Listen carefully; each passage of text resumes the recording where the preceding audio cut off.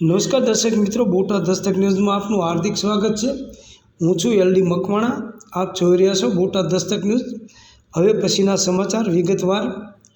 સુરેન્દ્રનગરના રસ્તા 10 દિવસમાં રિપેર નહીં થાય તો ફોજદારી કાર્યવાહી થશે। સુરેન્દ્રનગર શહેરના બિસ્માર રસ્તાઓથી સૌ કોઈ તોબા પોકારી ગયું છે। હવે કલેક્ટર શહેરના બિસ્માર રોડ 10 દિવસમાં રિપેર કરવા આદેશ કર્યો છે। સરકારે મોટા ઉપાડે મહાનગરપાલિકા સુરેન્દ્રનગરને જાહેર કર્યું છે, પરંતુ તેના રસ્તાઓ આજે પણ ગામડાના ગાડા માર્ગ જેવા છે। સુરેન્દ્રનગર શહેરમાં દાયકાઓથી રસ્તા એ જ બિસ્માર હાલતમાં છે, જેના કારણે સ્થાનિકો ત્રાહિમામ પોકારી ઉઠ્યા છે। હવે નાગરિકોએ આ મામલે અવાજ ઉઠાવવો શરૂ કરતા જિલ્લા કલેક્ટરે તંત્રને 10 દિવસમાં શહેરના ભંગાર થઈ ગયેલા રસ્તાને રિપેર કરવાનો આદેશ આપ્યો છે। જો આટલા દિવસોમાં રસ્તા રિપેર નહીં થાય તો જવાબદારો સામે ફોજદારી કાર્યવાહી કરાશે તેવી ચીમકી ઉચ્ચારી છે। સુરેન્દ્રનગર શહેરમાં રાજકોટ બાયપાસ રોડ સુરેન્દ્રનગર દુધરેજ પાસેથી પસાર થતા હાઈવે નંબર 51 રોડ અને કેનાલ નજીકના ડાયવર્ઝન રોડમાં મસ્ત મોટા ખાડા પડી ગયા છે। તંત્ર દ્વારા ટીબી હોસ્પિટલ પાસે નર્મદા કેનાલ પરના જર્જરિત બ્રિજને ગંભીરા બ્રિજની દુર્ઘટના બાદ યોગ્ય વૈકલ્પિક રસ્તો બનાવ્યા વિના અચાનક બંધ કરી દીધો હતો, જેના કારણે ધાંગધ્રા, હળવદ, મોરબી અને કચ્છ જિલ્લા તરફ જતા હજારો વાહનોની અવરજવર અટકી પડી હતી। તંત્રની બેદરકારીને લીધે એસટીની બસો પણ દુધરેજ કેનાલ સુધી માંડ ચાલે છે।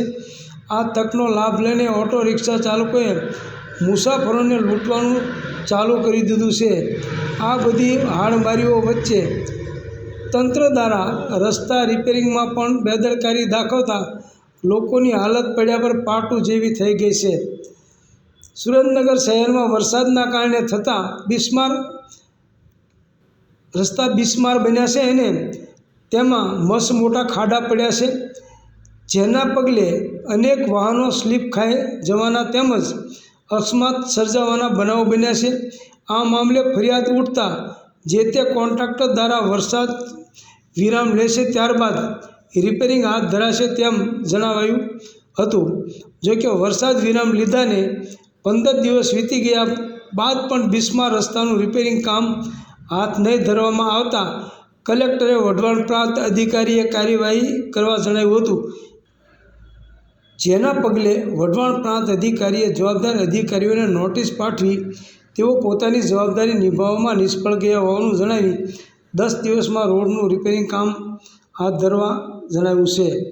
સુરેન્દ્રનગર શહેરની જનતાને રોડ રસ્તાની યોગ્ય સુવિધા મળી રહે તે માટે કલેક્ટર રાજકુમાર પટેલે બિસ્માર રોડ મામલે કાર્યવાહી કરવા આદેશ કરતા વઢવાણ સબ ડિવિઝનલ મેજિસ્ટ્રેટ પ્રાંત અધિકારી એમ.જે. ભરવાડે માર્ગ અને મકાન વિભાગ, રાષ્ટ્રીય ધોરીમાર્ગ અને નર્મદા નિગમના જવાબદાર ઇજનેરોને નોટિસ પાઠવી છે, જેમાં જણાવ્યું છે કે સુરેન્દ્રનગર વઢવાણ રતનપર શહેરી વિસ્તારમાંથી રાજકોટ બાયપાસ અને વઢવાણ સુરેન્દ્રનગર દુધરેજ શહેરી વિસ્તારમાંથી પસાર થતો નેશનલ હાઈવે 51 રોડ અને દુધરેજ કેનાલ નજીકનો ડાયવર્ઝન રોડ પસાર થાય છે। આપના તાબા હેઠળના આ રસ્તાઓ મરામતની જવાબદારી આપની છે। રસ્તા રિપેરિંગ માટે નક્કી થયેલા કોન્ટ્રાક્ટરની રસ્તા રિપેરિંગની જવાબદારી બને છે અને સમયસર રસ્તા રિપેર નહીં થાય તે માટે આપે જવાબદાર કોન્ટ્રાક્ટર પાસેથી રસ્તા રિપેરિંગ થઈ જાય તે સુનિશ્ચિત કરાવવાનું હોય છે। તેમ છતાં રસ્તાઓમાં કોઈ સુધારો કે સમારકામ જોવા મળેલ નથી। કોન્ટ્રાક્ટરોએ કે સંબંધિત એજન્સી પાસેથી જરૂરિયાત મુજબનું કામ લેવામાં આપ સંપૂર્ણપણે નિષ્ફળ ગયેલ હોવાનું અમારું માનવું છે।